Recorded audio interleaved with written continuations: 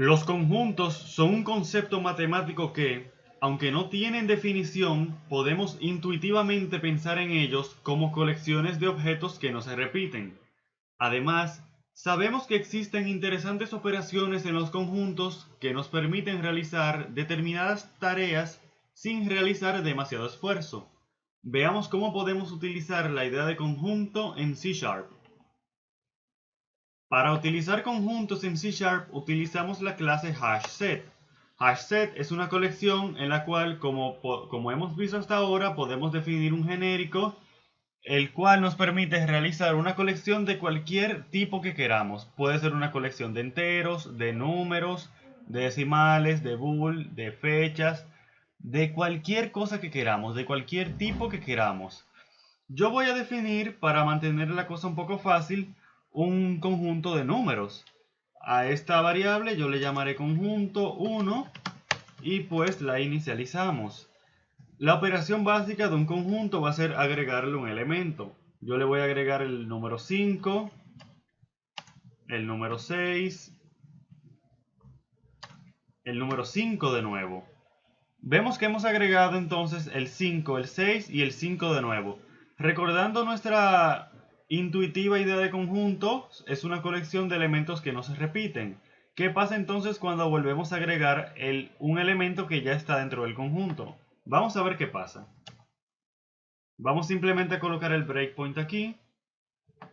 Nos dice que la colección tiene dos elementos, el 5 y el 6. Entonces, cuando volvemos a intentar insertar el 5, él simplemente no lo hace porque ya tiene un 5 adentro. ¿Recordamos?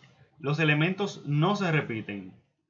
Vamos a definir un segundo conjunto porque las operaciones conjuntistas generalmente funcionan con dos conjuntos. Recordamos las operaciones conjuntistas que son, por ejemplo, unión, intersección, diferencia, diferencia simétrica, etc. Entonces, conjunto 2 y vamos a meterle. Vemos que a esta colección le hemos colocado, le hemos insertado el 5 y el 8. Vamos a crear una nueva operación. Vemos entonces que yo tengo dos conjuntos, conjunto 1 y conjunto 2. Ya sabemos que no podemos tener elementos repetidos, así que vamos a borrar eso. Vamos a realizar la unión de estos dos conjuntos. Como la unión altera uno de los conjuntos, es decir, si yo uno este conjunto con este, a este se le van a agregar todos los elementos que tengo aquí. En este caso tendríamos el 5, el 6 y el 8, porque se le sumaría al conjunto 1 los elementos del conjunto 2. Pero para mantener los ejemplos fáciles, yo siempre voy a mantenerme copiando el conjunto 1 para mantenerlo, para que no se altere y yo poder seguir haciendo ejemplos con estos dos. Para realizar la unión utilizamos el método UnionWith y le pasamos como argumento el conjunto con el cual queremos hacer unión. Vamos a ver cuál es el resultado de esta operación. Vemos que este nuevo conjunto, que es la unión del conjunto 1 y el conjunto 2, tiene tres elementos, el 5, el 6 y el 8, como era de esperarse. Sabemos también, quizás de nuestras clases de matemáticas, que en los conjuntos también se define la intersección. La intersección de dos conjuntos es simplemente el conjunto con los elementos comunes. En este caso sería un conjunto con el elemento 5, ya que el 5 es el único elemento común entre estos dos conjuntos. Vamos a ver esto rápidamente. Efectivamente vemos que se ha creado un nuevo conjunto solamente con el elemento 5.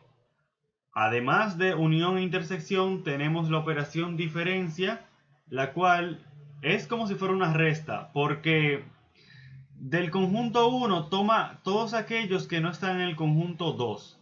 Por ejemplo, aquí tenemos el 5 y aquí también. Entonces el 5 no es parte de la diferencia, pero el 6 sí, porque el 6 no existe en el conjunto 2. Lo que esto quiere decir que la operación diferencia nos da del conjunto 1 aquellos que no se encuentran en el conjunto 2. Para utilizar la operación de diferencia utilizamos el método exceptWith, de modo que este nuevo conjunto que hemos definido aquí va a tener solamente el elemento 6. Vamos a ver si esto es cierto.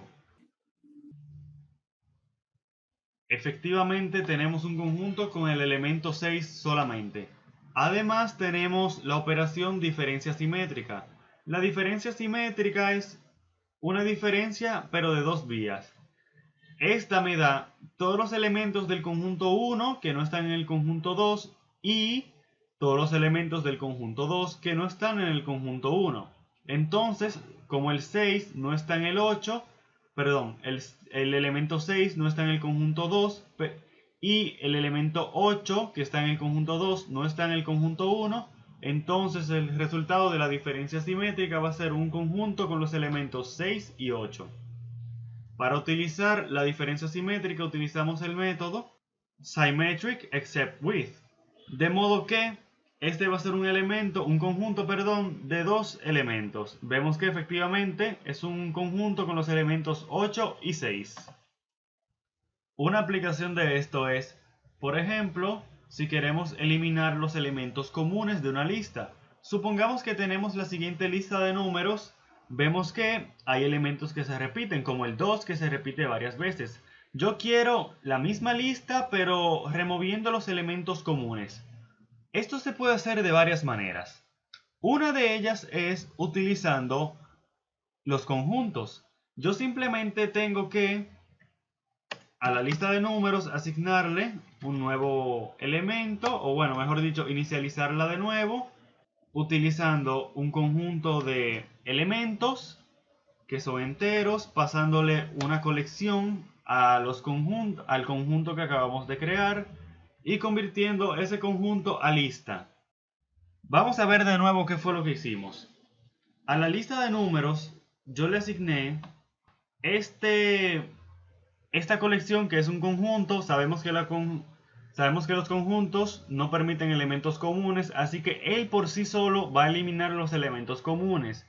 Pero como nuestra colección números es una lista, pues tenemos que convertir esta colección que es un conjunto en una lista utilizando el elemento toList. De ese modo hemos aprendido dos cosas: una manera rápida de eliminar elementos comunes y el hecho de que podemos realizar conversiones entre colecciones.